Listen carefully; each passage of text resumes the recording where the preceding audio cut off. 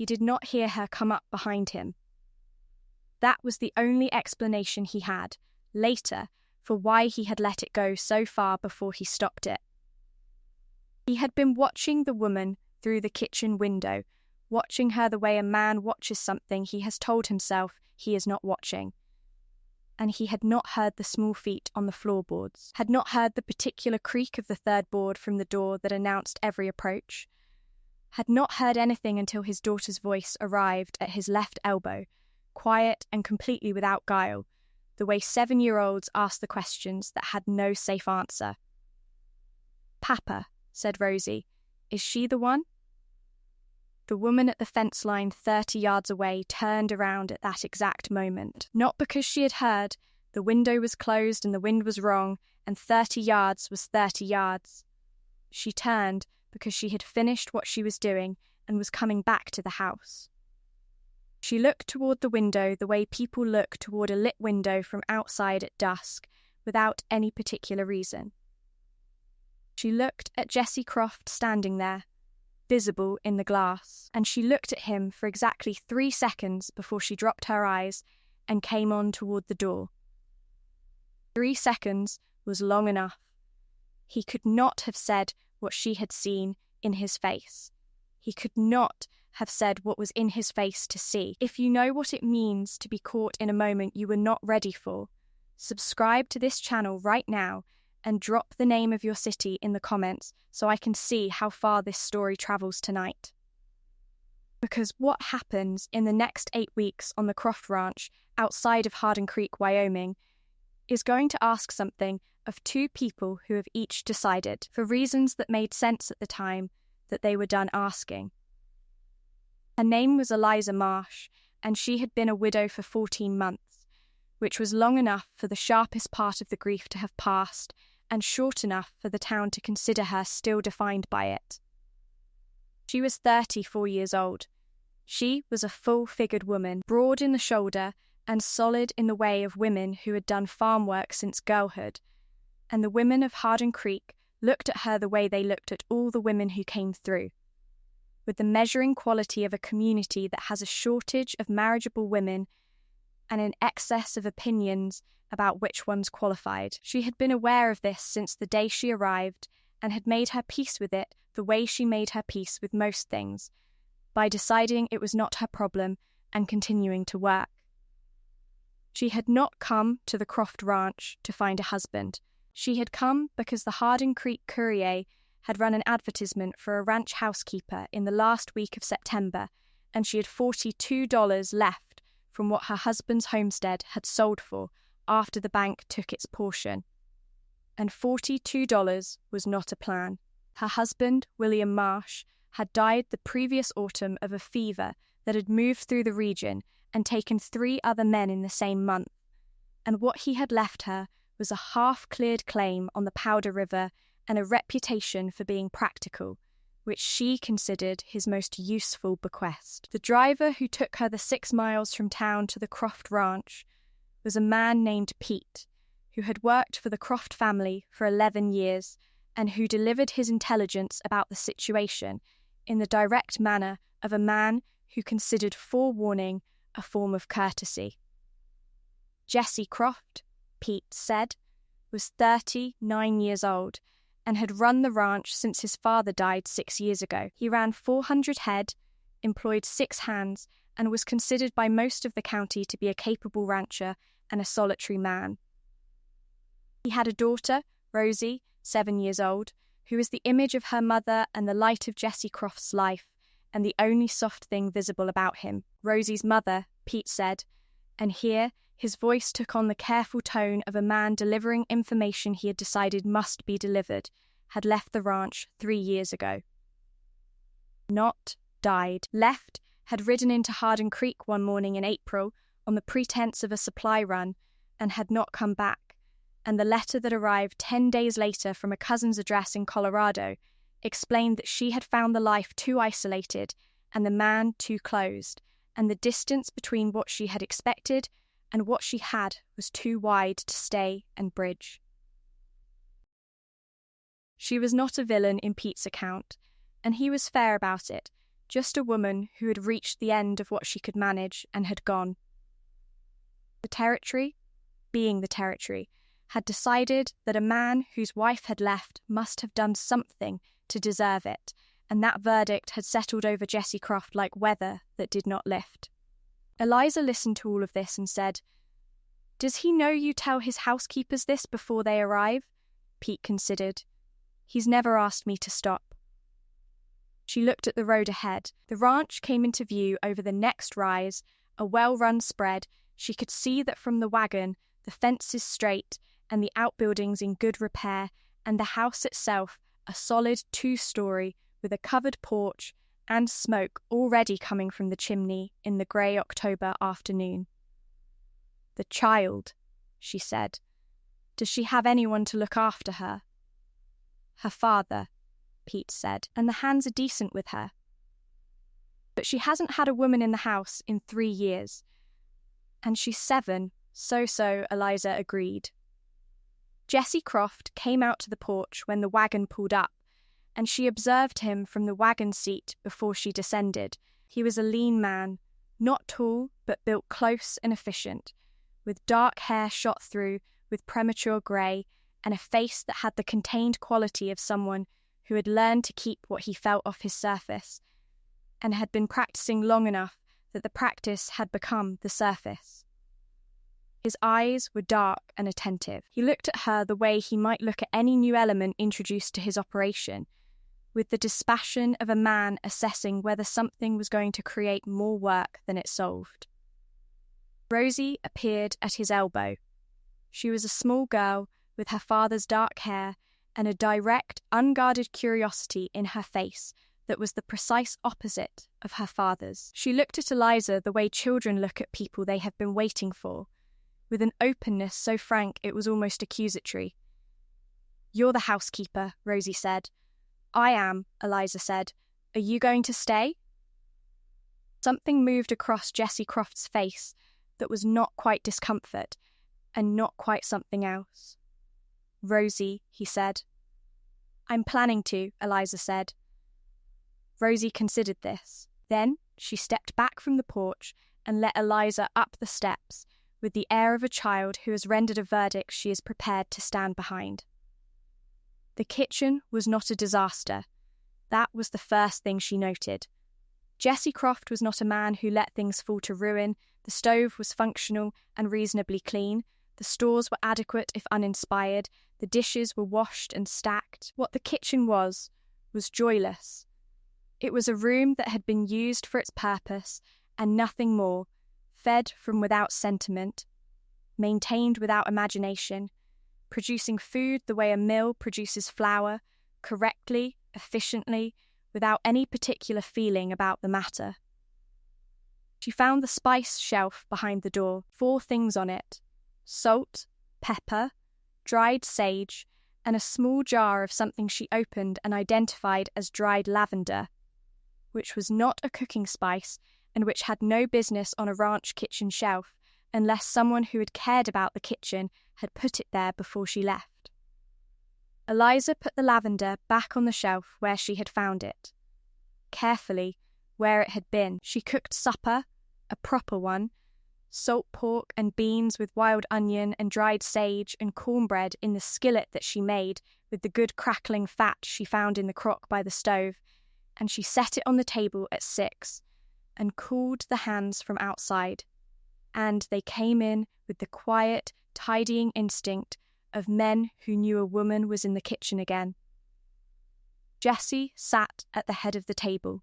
Rosie sat to his left and put her small hands flat on the table and watched Eliza the entire time with the unself-conscious intensity of a child conducting a study. The meal was eaten in the way meals were eaten in that house, quietly, with concentration, without much said. But when the cornbread came out, and the smell of it changed the quality of the air in the room, one of the ranch hands, a young man named Doss, said Lord under his breath, in the tone of a man receiving an unexpected grace, and 2 others laughed, and Jessie Croft looked at the cornbread on the board and then at Eliza for the first time all evening, And what she saw in his face in that moment was not assessment or dismissal or the guarded containment he wore like a coat. It was hunger. Plain and unguarded and gone again in 2 seconds. She passed him the bread. He took it without a word. The days found their shape. She learned his hours, early from the house, often before she had the stove going, which meant she adjusted to be earlier still, which he noted without comment by the way he looked at the coffee cup that had been placed on the table before he reached for it. She learned that Rosie ate breakfast in her nightgown and required no conversation before the second cup of milk, a quality Eliza found admirable in a child. She learned that the hands ate at the long table in the kitchen and that feeding 6 men 3 times a day in a working ranch kitchen was a different proposition from cooking for 1 or 2. And she made the adjustment without complaint because she had done it before, and because there was a satisfaction in the scale of it, in the organisation required and the timing that had to be exact. She learned, more slowly, that Jessie Croft watched her. Not in the way of a man watching a woman from want, or not only that, or not that she could be certain of yet. He watched her the way he watched everything on his operation, with the attention of a man responsible for it. But there were moments when she turned from the stove and found his eyes on her from across the room, and the look on his face was not the look of a man checking on a problem. She did not name those moments. She filed them. On the 11th day, she found Rosie sitting on the back step in the cold without her coat, holding a small tin box in her lap and doing nothing in particular with it. "You'll freeze," Eliza said. "I know it," Rosie said. She did not move. Eliza went inside, got the child's coat from the hook, came back out and sat down on the step beside her. She put the coat around Rosie's shoulders without making a project of it and looked out at the yard. After a while, Rosie said, "This was my mama's. The tin box." Eliza looked at it but did not reach for it. "What's inside?" she said. "A button. A piece of blue ribbon. A letter she wrote me, but I can't read it yet because I didn't know how to read when she left, and now I know how, but I don't." She turned the tin over once in her small hands. "I don't want to find out what it says." Eliza sat with this for a moment in the cold October air. "That seems sensible," she said. Rosie looked up at her. "Does it? If you're not ready, you're not ready. The letter will wait. Papa says I should read it. Your papa wants you to have whatever she left you," Eliza said. "He's right about that, but he doesn't get to decide when you're ready. Only you know that." Rosie looked at the tin box for a long time. Then she put it carefully in her coat pocket and stood up. "Will you teach me to make the cornbread?" she said. "The way you make it, with the crackling." "Tomorrow morning," Eliza said, "before the hands are up." Rosie went inside. Eliza sat on the step for another minute in the cold and looked at the mountains and understood that she had just been handed something that she was going to have to be careful with. It was 17 days in when she overheard them. She was coming down the stairs in the early morning, before first light, the way she always came down, and she had stopped on the 5th stair because she heard voices in the kitchen below, Jessie's voice and Rosie's voice, and she had not yet moved, because her presence on the stairs would announce itself, and something in the quality of the conversation told her it was not meant for outside ears. She heard Rosie say, "But Papa, why won't you talk to her? Like really talk to her?" A pause. "I talk to her." "You talk about the work," Rosie said, with the specific irritation of a child who has made a careful distinction and requires it to be acknowledged. "You don't talk to her." Another pause. "Longer, Rosie. Is she going to leave too?" The silence that followed that question was the silence of a man who had been hit by something he should have seen coming and had not. "I don't know," Jessie said. And the 2 words had something in them that was not contained and not practiced. Something that had gotten out before the surface could catch it. The sound of a man answering honestly because his child had asked and he had used up whatever he had for pretending. "I don't want her to," Rosie said. "I know it." "Do you want her to?" Eliza did not hear the answer. What she heard was the stillness, 3 full seconds of it, and then the sound of Jesse's chair on the floor as he stood up, and she moved quietly back up 2 stairs before he came through the doorway below her. She waited. She counted to 30. Then she came down the stairs making the normal amount of noise, and when she came into the kitchen, Rosie was sitting at the table with her hands around a cup of milk, and Jesse was at the window with his back to the room, and neither of them said anything, and neither did she. She lit the stove. She started the coffee. The morning went on, but something had changed in the room, and all 3 of them knew it, and the knowing of it sat between them like a piece of weather that had not decided yet what it was going to become. The threat arrived 3 weeks later in the person of a man named Douglas Vale. Vale was a land broker from Casper who had been circling the Croft Ranch for the better part of a year, representing a cattle consortium that wanted the water rights to the creek running through the North Pasture. He had made 2 offers to Jesse that Jesse had declined, and the third offer, which Vale brought in person on a Tuesday afternoon, was not really an offer at all. It was a set of documents from the Territorial Land Office showing an irregularity in the original Croft land grant, a disputed survey line from 1869 that, if pressed, could put 12 acres of the North Pasture and the creek in a grey territory that would require years of legal argument to resolve. Vale was not threatening to press it. He was simply making Jesse aware of it while simultaneously presenting his offer, which had improved considerably from the second one. Jesse asked Vale to come back Thursday.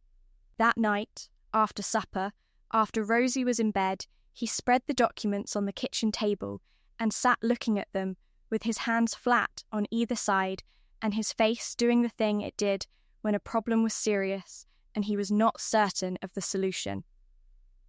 Eliza finished washing the last of the supper dishes. She came to the table and looked at the documents. He did not move them or say they were not her concern. "May I?" she said. He gestured. She sat down and read them.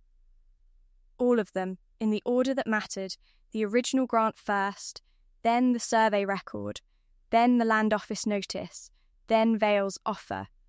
It took her 20 minutes. He watched her the whole time without speaking. When she finished, she said, "The survey irregularity is real, but it was recorded in 1869 and no party filed a challenge within the statutory 10-year period. In Wyoming territory, that means the claim is settled by quiet title, regardless of the original irregularity." She looked at the land office notice again. This document is designed to look like an official challenge. It's not. It's a notice of inquiry, which is different. Vale is using the language of the first to suggest the authority of the second. Jesse looked at the notice. Then he looked at her. "How do you know about quiet title law?" he said. "My husband's homestead claim was contested in our 2nd year," she said. "We won. I read everything there was to read." She set the notice down. "Vale is betting you won't." Jesse looked at the document for a long moment. Then he looked at her again with the dark, attentive eyes that she had learned did not miss much. "When Vale comes Thursday," he said, "I'd like you there." "I'm the housekeeper," she said. "You just told me how to keep my land," he said. "You can be there." She was there. Vale arrived with his leather case and his reasonable expression and found Jesse at the table and Eliza beside him with the documents laid out in the order that told the full story, the quiet title precedent from the Wyoming Territorial Code on top. Vale looked at the documents. He looked at Eliza. He looked at Jessie. Jessie said, "Miss Marsh identified the issue with your notice. I'd be grateful if you'd explain it to me differently, since I understand the statutory period for challenging this survey expired in 1879. Vale looked at Eliza again. She met his eyes and said nothing, because there was nothing she needed to add. Vale explained that there had perhaps been an overstatement of the notice's implications. He gathered his documents. He said the consortium remained interested in the water rights should Jessie ever reconsider. Jessie said he would keep it in mind. Vale left. The door closed. The kitchen was quiet. From upstairs came the sound of small feet on the floorboards. Rosie, who had been sent to her room and had quite clearly not stayed there, and then the creak of the third board from the top of the stairs, and then silence, which meant she had stopped and was listening. Jessie looked at the ceiling. Then he looked at Eliza. There was a long moment between them that was not uncomfortable and was not simple and was not nothing.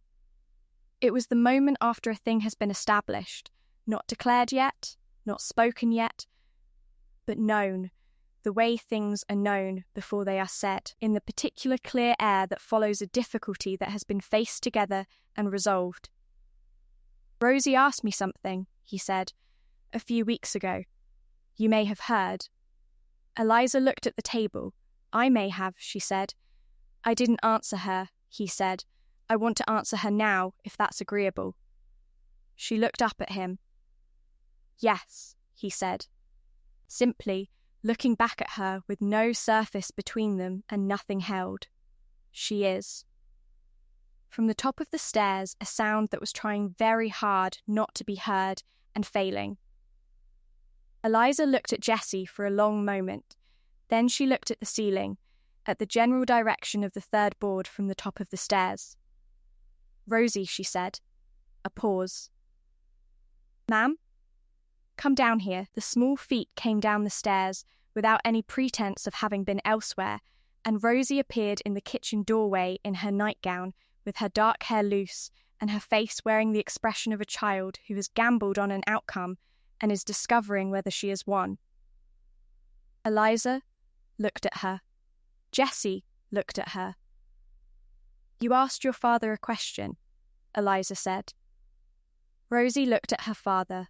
"He said yes," she said. "He did," Eliza said. "Are you going to say yes too?" Eliza considered the question with the seriousness it deserved. She thought about William Marsh and his practical bequest.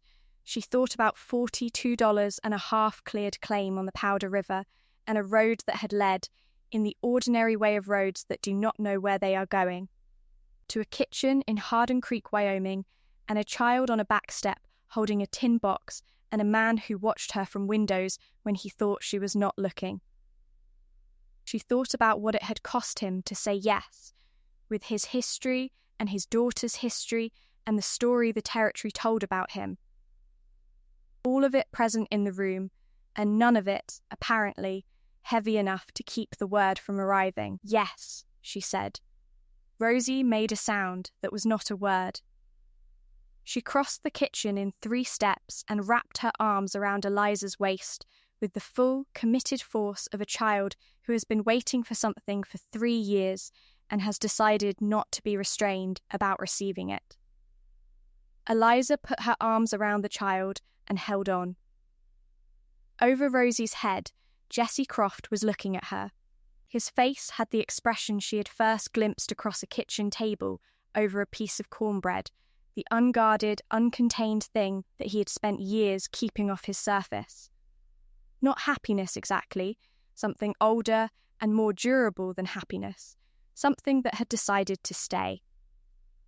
They were married the following June, when the ranch was in full summer and the creek in the north pasture was running loud and cold and entirely, legally, theirs. Rosie stood between them at the ceremony and held both their hands, and at the moment the pastor concluded his words she looked up at Eliza with her father's dark eyes and said, at full volume, in a tone of profound personal satisfaction. "I knew it." The pastor coughed. The hands laughed. Jesse looked at the sky with the expression of a man who has accepted that his daughter will always be several steps ahead of him and has made his peace with it. Eliza laughed. It was not the first time she had laughed in that year, but it was the first time she had laughed without catching herself, freely, all the way through, the way you laugh when you are somewhere safe enough that you have forgotten to be careful. On an evening in December, 2 years after she arrived, Rosie came in from school and found the tin box on the kitchen table, the one she had been carrying since before she could read. She looked at it for a long time. Then she looked at Eliza, who was at the stove, and said nothing, who had not placed the box there and did not know who had, though she had a thought about it. Rosie sat down. She opened the box. She took out the letter. She read it. She sat for a long time after, and Eliza let her sit, because sitting was the right thing, and she knew it. Then Rosie folded the letter and put it back and closed the box and looked up. She said to be happy, Rosie said. Good, Eliza said. I am, Rosie said.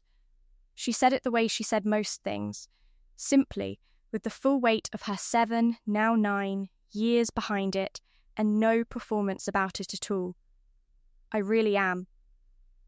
Eliza turned back to the stove.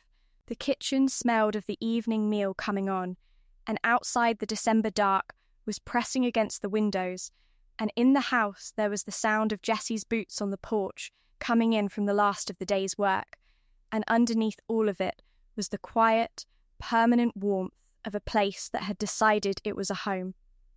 She had not come here to be the one. She had come here to work and to earn her keep and to ask for no more than what was fair. She had been here all along, it turned out. She had only needed someone to look.